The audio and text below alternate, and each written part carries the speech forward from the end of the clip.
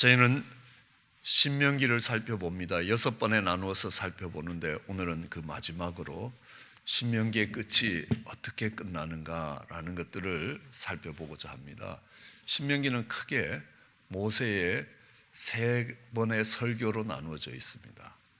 뒤를 돌아보면서 자신과 이스라엘 백성들이 왜 약속의 땅에 들어가지 못했는가, 똑같은 자리에 서 있었고 약속의 땅으로 들어가라는 똑같은 명령을 받았는데 40년 전에도 똑같은 명령을 받았을 때 그때 왜 못 들어갔는가? 우리는 상황을 내 눈으로 바라봤지 하나님의 눈으로 보지 않았다는 겁니다. 그 일들을 행해 가야 되는 주체가 하나님이 되지 않고 내가 됐기 때문에 두려움과 걱정으로 잡히게 됐다는 겁니다. 이제 그들이 약속의 땅에 들어가서 어떻게 해야 되느냐라는 것들에 대해서 이 법적인 계약이 다시 이루어지는 겁니다. 여호와를 사랑하라. 마음을 다하고 성품을 다하고 힘을 다해 사랑하라. 그 말씀 오래전부터 들어왔던 말씀입니다. 그것을 하기 위해서 너는 마음에 새기라. 자녀들을 가르치라. 그리고 보이는 토처에 그 말씀을 붙여두라라는 겁니다. 이것이 이스라엘의 쉐마고 이것이 그 이후로 이스라엘 백성들의 아이덴티티가 되었다는 겁니다. 아침 저녁으로 그 말씀을 외우게 되는 겁니다. 그러면서 광야를 기억해라. 광야에서 너희가 만나를 기억해야 되고 금송아지를 기억해야 된다. 그 속에서 배운 교훈들이 무엇인지를 알아야 된다. 그래야 바른 계명이 세워진다. 십계명이 만들어질 때도 그들이 금송아지를 만들었던 것들을 기억합니다. 약속의 땅에 가서는 금송아지를 만들지 말라. 그럼에도 불구하고 북이스라엘 왕국은 금송아지를 만들었다는 것들을 알 수 있습니다. 그게 계명에 관한 것이라면 그 다음에는 이 예식, 약속의 땅에 들어가면 다르게 살라. 이 요단강을 건너면서부터는 삶을 다르게 살아라. 그 삶이 예배라는 겁니다. 우리는 그 예배가 삶이라는 걸 압니다. 그냥 교회에 와서 드리는 예배가 아니라 삶이 예배가 되어야 된다는 겁니다. 우리 몸으로 드리는 것이 영적인 예배라고 로마서도 이야기하는 겁니다. 그 다음에 그들이 하나님 백성으로 천국 시민으로 어떻게 살아야 되는가 하는 시민법입니다. 대표적인 게 도피성이 나올 수 있고요. 그 다음 공동체가 어떻게 거룩을 유지하면서 살아가야 되느냐, 공동체에 관한 법이 계명과 예식법과 그 다음에 시민법과 그리고 공동체에 관한 이 법을 주시는 겁니다. 공동체의 법을 사회법이라고 이야기합니다. 어쨌든 그 네 종류의 법에 대해서 이야기하시고 이 부분에 대해서는 자세히 살펴볼 시간이 없었습니다. 끝으로 이제 너희가 약속의 땅에 들어가면 어떻게 될 것인가 라는 예언적인 설교를 하는 겁니다. 너희가 순종하면 이렇게 되고 불순종하면 이렇게 될 것이다. 그리고 내가 생명과 사망과 복과 저주를 네 앞에 두는데 너와 내 후손은 살기 위하여 생명을 택하라. 너희의 선택이라는 것입니다. 그리고 이제 끝으로는 이 모세의 마지막 부분입니다. 모세가 이제 마지막으로 정리해야 될 사역들과 그리고 모세가 부르는 노래가 있고 그 다음에 모세가 12지파를 축복하는 모습이 있습니다. 그리고 모세의 죽음이 있습니다. 오늘은 이제 신명기의 제일 마지막 신명기 34장에 이 모세의 죽음을 한번 살펴보면서 우리 그리스도인들이 어떤 모습으로 인생을 마쳐야 되는가라는 것들을 살펴볼 수 있게 될 겁니다. 모세는 약속의 땅에 들어가지 못했습니다. 왜 들어가지 못했느냐 하면 모세가 건강히 못 따라가서 못 들어간 건 아닙니다. 오늘 신명기 34장 7절에 보면요. 모세는 나이가 120세였으나 그 눈이 흐리지 아니하고 기력이 쇠하지 아니하였다. 인생이 길면 70이고 강건하면 80이라고 노래하던 모세의 노래가 있습니다. 시편 91편이죠. 그 시편 91편의 그 모세의 노래로 보면 오래 살면 80까지 산다는 겁니다. 아마 오늘날의 표현으로 하면 오래 살면 80, 길면 80이고 정말 강건하면 90까지 산다. 이게 평균적으로 살아가는 사람의 이야기일 겁니다. 그 80의 부름을 받아서 120세에 그가 인생을 마칠 때 보면 눈이 흐리지 아니하였고 기력이 쇠하지 아니하였다. 그러니까 기력이 쇠해서 이제 더 이상 갈 수가 없어서 이 하나님께서 가나안 땅에 못 가게 하신 것 아니라는 겁니다. 우리가 잘 알다시피 이 모세가 믿음이 없어서 가나안 땅에 못 들어갔느냐? 믿음으로 가는 나라, 하느님 나라, 하느님 나라를 상징하는 천국에 못 들어간 거냐는 겁니다. 아닙니다. 모세는 믿음으로 바로의 공주의 아들의 자리를 거절하고 자기 백성들과 함께 고난받는 걸, 죄악의 낙을 누리는 것보다 더 기뻐했고, 그리스도를 위하여 받는 능력을 애굽의 어떤 보화보다도 더 가치 있게, 더 큰 재물로 여겼는데 상 주시는 하나님을 바라본 겁니다. 우리는 믿음에서 배웠습니다. 우리는 믿음이 없이는 하나님을 기쁘시게 못하는데, 그 믿음이 있다는 것은 하나님이 계시다는 것과 하나님이 자기를 찾는 자에게 상 주시는 이심을 믿어야 된다는데, 그 하나님을 기쁘시게 하는 믿음을 모세가 갖고 있었다는 겁니다. 상 주시는 하나님을 바라보고 믿음의 여정을 갔던 대표적인 사람이 모세라는 겁니다. 그런데 모세는 약속의 땅에 들어가지 못합니다. 그는 어떤 이유 때문이냐 하면, 이제 이 무리바 물가에서 그들이, 이스라엘 백성들이 다투었습니다. 이제 두 번째 무리바 물가에 두 번째 왔을 때죠. 그러니까 이렇게 기록됩니다. 모세가 그 명대로 여호와 앞에서 지팡이를 잡으니라. 모세와 아론이 회중을 그 반석에 모으고 그들에게 이르되, 반역한 너희여 들으라. 우리가 너희를 위하여 이 반석에서 물을 내랴 하고, 모세가 그 손을 들어 그 지팡이로 반석을 두 번 치니 물이 많이 솟아오르므로 회중과 그들의 짐승이 먹으니라 하는 것입니다. 그러니까 모세가 가서 그 반석을 가르쳐 물을 내라라고 이야기하는데, 가서 반석을 두 번 내리다 때렸다는 겁니다. 그것도 한 번이 아니라 두 번을 때리는 겁니다. 그러면서 성경은 이야기합니다. 네가 그곳에서 하느님의 영광을 드러내지 못했다. 오늘 여기 보더라도요, 우리가 너희를 위하여 물을 내려겠냐는, 그 주체가 우리가라는 겁니다. 아마 모세와 아론을 이야기하겠습니다. 이 이유로 이때에 너는 약속의 땅에 들어가지 못할 것이다, 이것으로 약속의 땅에 들어가지 못할 것이다 라고 말씀을 하십니다. 그렇게 보면 조금 섭섭한 부분도 있습니다. 물론 실수한 부분도 있고 잘못된 부분도 있지만, 그 40년 광야길을 오면서 모세가 했던 희생과 모세가 보였던 이 하나님에 대한 충성, 그러니까 모세의 충성스러움이 지면에서 제일 컸다는 겁니다. 모세만큼 하나님께 충성스러운 사람이 없었다라고 이야기하는데, 이 사건 하나로 인하여, 이 실수 하나로 인하여 이 가나안 땅에 못 들어간다. 이 참 안타까운 일이라는 겁니다. 그러면 가나안 땅에 들어갈 사람이 누가 있겠느냐라는 말이 나오지 않겠냐는 겁니다. 그러면 이것이 우리에게 무슨 의미를 주고 있느냐는 거죠. 모세가 구원받지 못했다라는 말은 아니라는 겁니다. 예수님의 변화산상에서 보면 모세와 아론이 예수님 옆에서 정말 영광스러운 모습으로 드러나는 것들을 보게 되는 겁니다.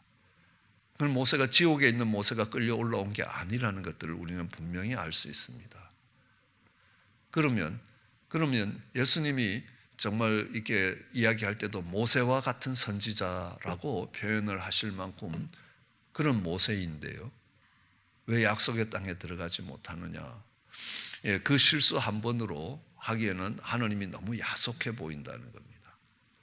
어떤 성경학자들은 이렇게 이야기합니다. 모세는 율법을 상징한다. 그리고 이스라엘 백성들을 약속의 땅으로 이끌어갔던 여호수아는 복음을 상징하게 되는 거다. 율법은 어느 하나를 어겨도 법을 범한 것이 되고, 그 율법에 적용되는 그 모세의 상징이기 때문에 그렇다라고 이야기를 합니다. 일부 설명이 되긴 합니다.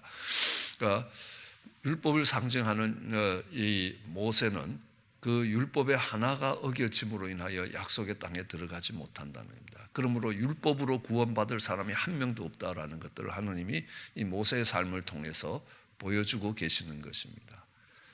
그리고 약속의 땅에 들어가는 여호수아는 이렇게 좌슈아, 그리고 이 예수와의 이 히브리식 발음이 여호수아라는 겁니다. 여호수아라는 것은 이렇게 그릭 발음으로 하면 예수와, 이 히브리어로 보면 이렇게 좌슈아 이렇게 되는 겁니다. 그렇게 해서 이 예수님을 상징하는, 예수님과 함께 요단을 건너서 가나안 땅으로 들어가는 것들을 상징하고 있는 것들을 볼 수 있습니다. 그것 말고도 또 다른 이유가 있을 것이라는 겁니다. 우리는 인생에서 약속의 땅에 들어가면 모세는 모든 백성의 칭송을 받게 될 겁니다. 그런데 하나님은 이렇게 이야기합니다. 네가 백성들의 박수를 받을래? 내가 치는 박수를 받을래라는 겁니다. 그러니까 세상의 명예를 얻겠느냐?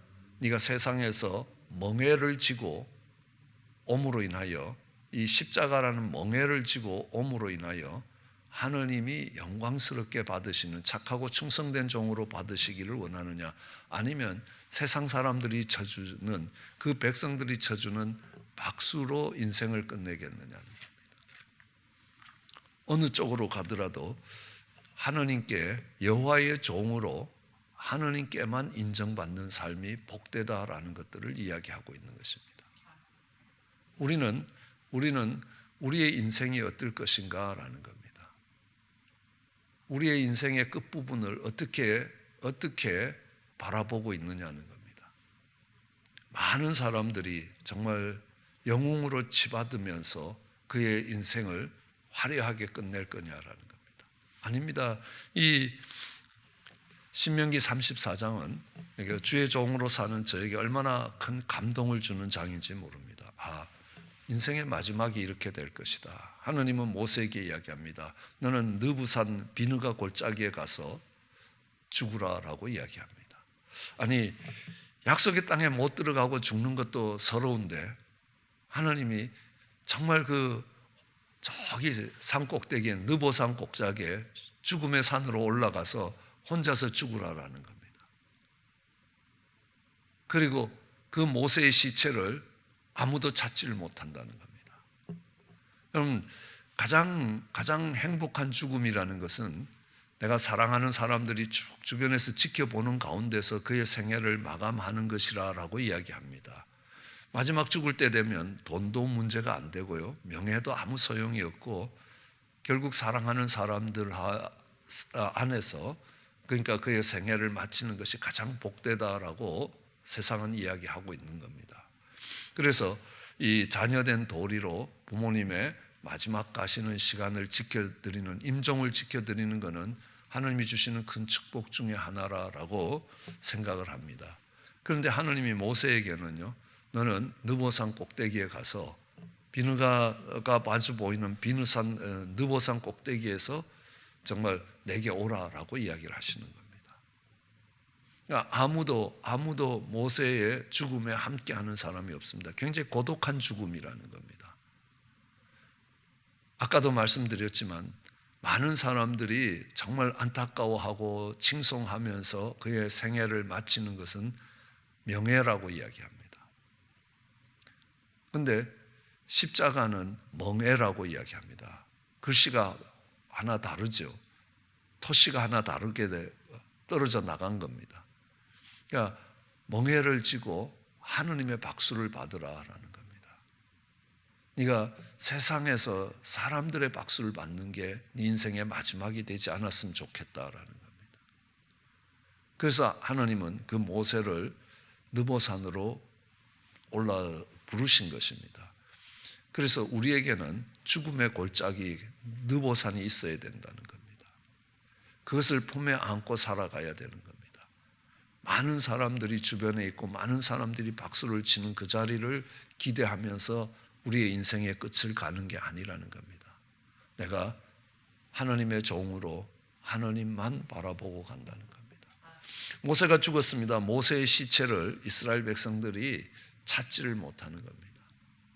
그런데 유다서에 보면 이 미가엘이라는 하나님의 군대 장관이 모세의 시체를 놓고 마귀랑 싸우는 장면이 나오는 겁니다. 이 마귀는 모세의 시체를 이스라엘 백성들한테 줘서 이스라엘 백성들이 모세의 큰 산당을 세우고 기념관을 세우고 기념비를 세우고 그 다음에 그를 칭송하도록 만들고 싶어 하는 게 모세라는 겁니다. 하나님은 약속하십니다. 네가 이 땅에서 높아지면 하나님 나라에서 낮아질 것이고 이 땅에서 낮아지면 하나님 나라에서 높아질 것이라 라고 약속하시는 겁니다. 모세에게 물으신 게 그걸 겁니다.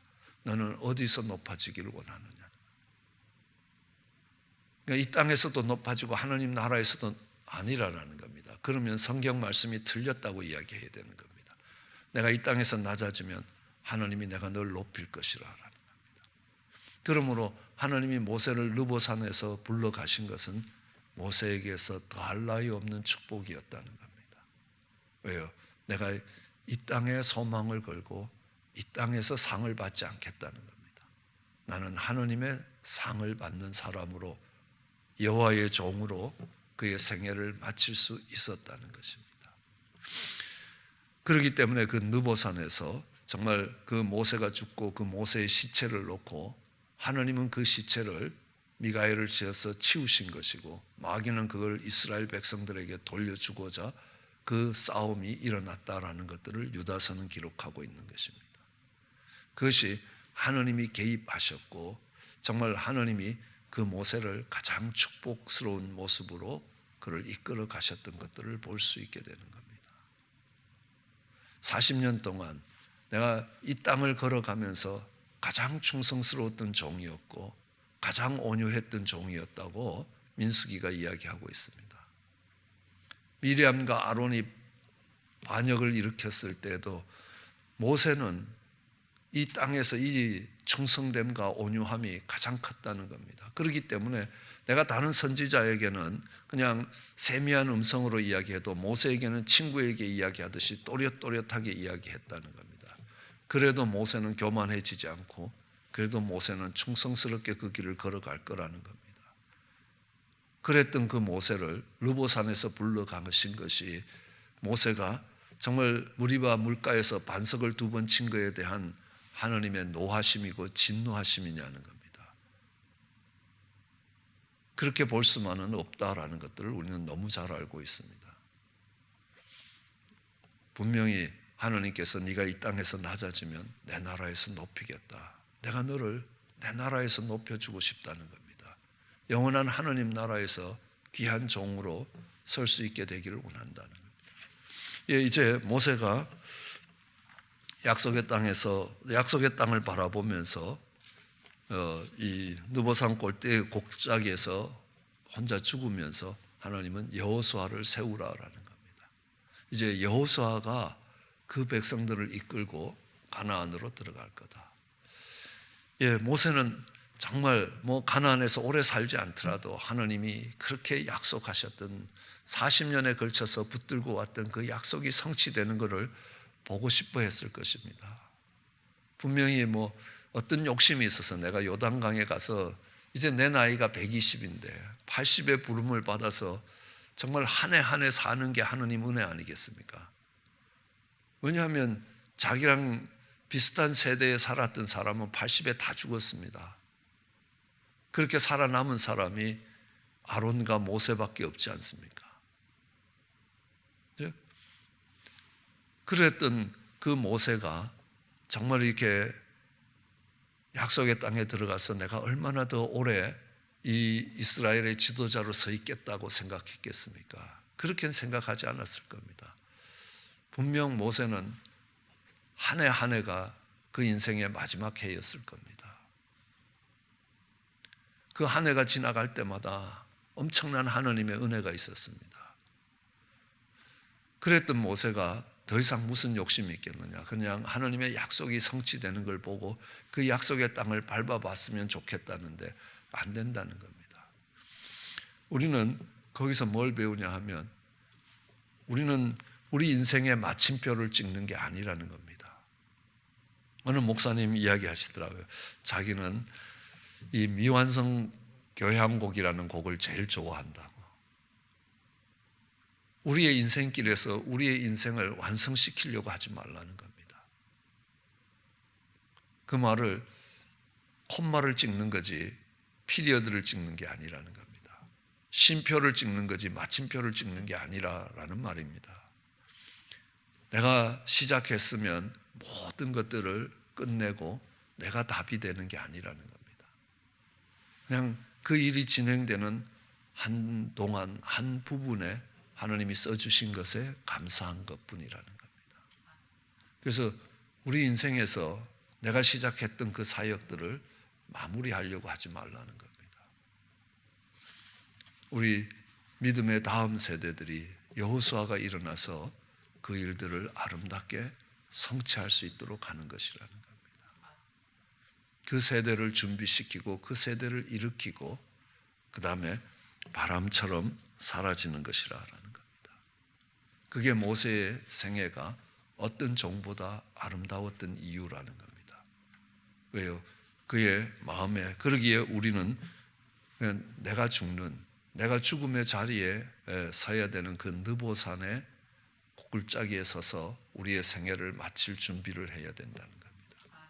우리의 심령 속에 늘 느보산이 있어야 된다는 겁니다. 그리고 내가 이 땅에서 어떻게 마칠 것인가 라는 것들, 그리고 분명히 이 일들을 누가 이어가야 될 것인가, 다음 세대를 어떻게 준비시켜 갈 것인가, 이것들을 염두에 두어야 된다는 겁니다. 내가 어떤 사역을 감당하더라도 그 사역에서 내가 마침표를 찍는 게 아니지 않습니까? 그것이 계속될 수 있도록 여호수아를 준비시키는 것이 모세의 마지막 사역이었습니다. 그러므로 이제 약속의 땅의 시대를 열어갈 수 있는 모든 준비를 마치는 것입니다. 그것이 모세의 사명이었고 그것이 모세의 쓰임받음이었습니다. 그리고 하나님이 그 모세를 지극히 사랑하셨다라는 것들을 알 수 있습니다.